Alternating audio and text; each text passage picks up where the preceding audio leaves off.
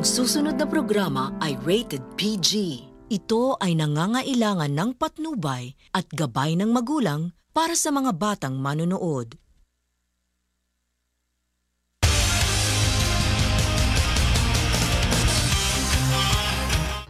Okay, magandang hapon muli sa lahat ng ating mga kasambahay. Ngayong hapon po dito sa Serbisyo Publiko, marami tayong mga pag-uusapan.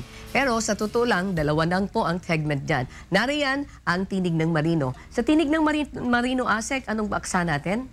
Well, ang pag-uusapan is yung tungkol sa kabayanihan ni Captain Autonomo Amano.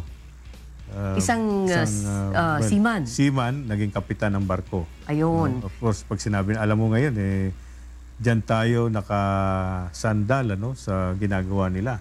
Malaking tulong ang nagagawa nila sa ating ekonomiya. Sa yung nire-remit nilang sahod nila dito sa Pilipinas. Of course, makakasama natin dyan ang ating co-host, Engineer Nelson Ramirez. Si Nelson Ramirez. Yes. At sa kaligtasan at kalusugan, pag-uusapan naman po namin ni Asik Swansing ang tungkol sa home and road safety. So, antabayanan niyo po ang kabuuan ng ating pagtatanghal ng serbisyo publiko sa araw na ito ng Miyerkules.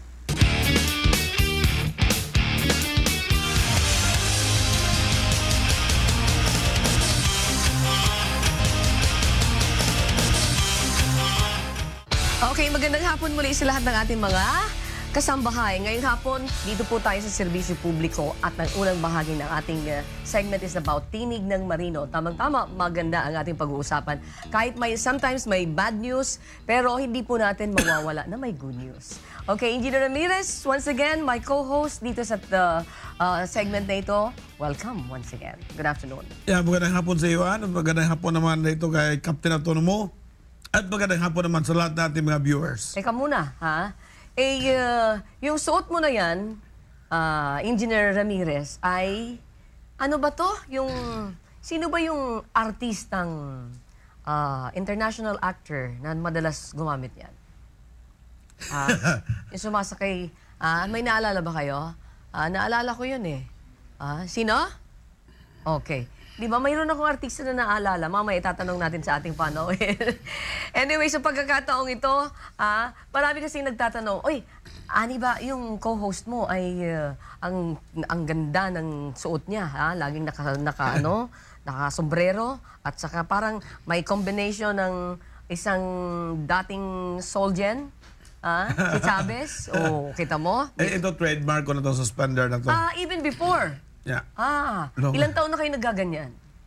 Mga 20 years na siguro. Ibig sabihin, kumopya sa inyo yung isang kilala ko. At this point po, bibigyan natin ng pagkakataon ni Engineer na makabati ang ating panauhin. Ba, ito pala I didn't know, he's my kababayan. From Ginubatan, Albay. Siya po ay isang kapitan ng barko. Pag sinabi mong kapitan ng barko, malaki ang sahod. Diba? Bakit natatawa naman si Cap? Bakit natatawa si Cap? Di ba pag ikaw ay kapitan ng barko, malaki ang sahod mo.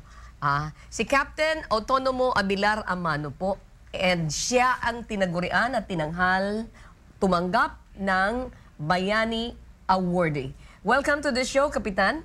Thank you po. At good afternoon sa mga televiewers nitong programang ito. Good afternoon po sa iyo, Annie.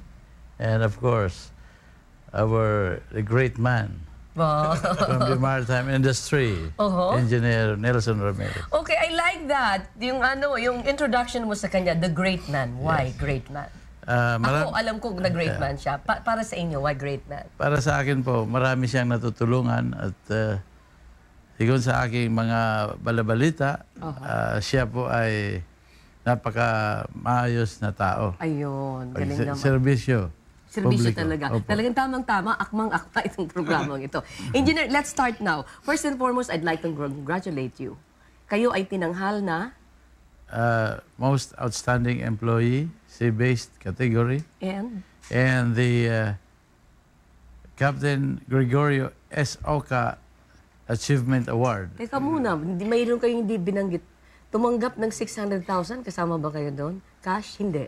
Hindi po. Hindi pa? Sige. Ano yung OFW Model OFW Family of the yes. Year Award. For the land-based category. Sa ano yun? Sa UWA.